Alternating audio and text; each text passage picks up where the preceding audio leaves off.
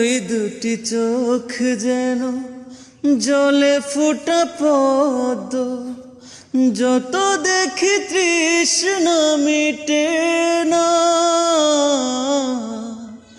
যত দেখি তৃষ্ণা মিটে না। ভীরু দুটি বাঁকা ঠোঁটে পূর্ণিমা চাঁদ ওঠে, হাসলেই ঝরে পড়ে জোছনা,